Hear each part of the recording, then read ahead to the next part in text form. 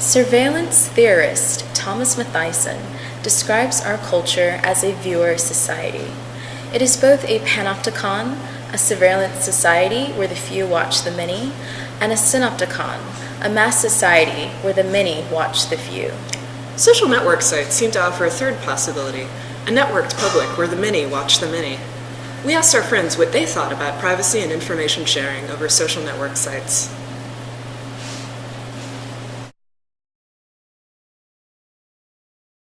I'm concerned about privacy in two ways. I'm concerned about what people know about me now, but I think more importantly, I'm concerned about what people might know about me later. I've changed my name and I've adjusted the searchability through Google and stuff. I know that there are privacy settings you can do that with. My pictures are private, so only my friends can see them because I don't want the whole world to see them. If someone finds me on some social networking site via another one, like if someone from Last.fm finds me on Tumblr and then finds me on Facebook, that worries me. But generally, I'm not too worried about it. I mean, I don't even really understand all of the privacy policies. I've never read the policy agreement statement or anything that you're supposed to clip yes, I accept the terms. He has a point. I mean, if people wanted complete privacy, they wouldn't be there in the first place.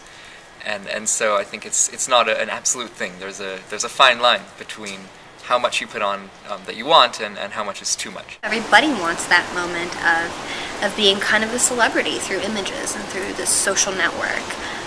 Because it's not a social network, it's actually, about marketing yourself. It's just all about showing what you're doing to other people and showing off and showing where you've been and what you're doing and that your life is great. Yeah, they want to share the good stuff. Yeah. Or showing off. Yes. I heard that, but I didn't really believe it.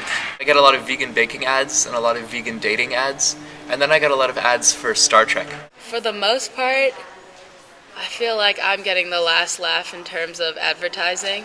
So when they use my information to target ads about cats or film school on my Facebook, I know that it's a targeted ad and I ignore it. People have done surveying and picked out that sexual orientation or gender that's identified on your profile will influence what types of ads that you receive on Facebook,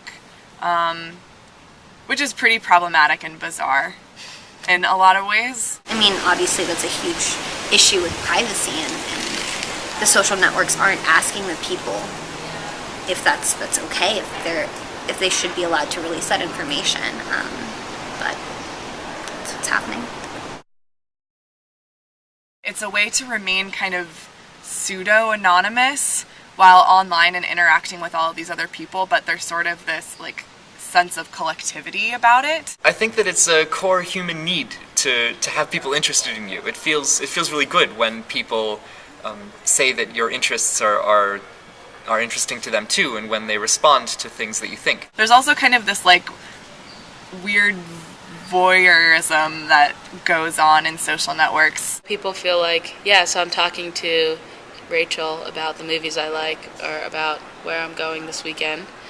And people will translate that online without really thinking about the fact that they have 600 friends. Computers make life easy, and it's the same thing with wanting to have that moment of feeling special. It's quicker. You get that little. It's kind of like showing off.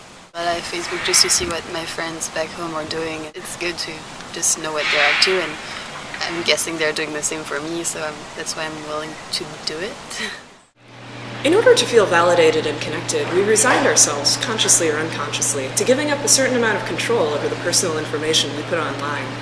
Is this loss relatively benign, or does it reflect more sinister forces at work in our viewer society? As we live more of our lives in these networked publics, we have to ask, what are the implications of being watched? And do we really know who's watching?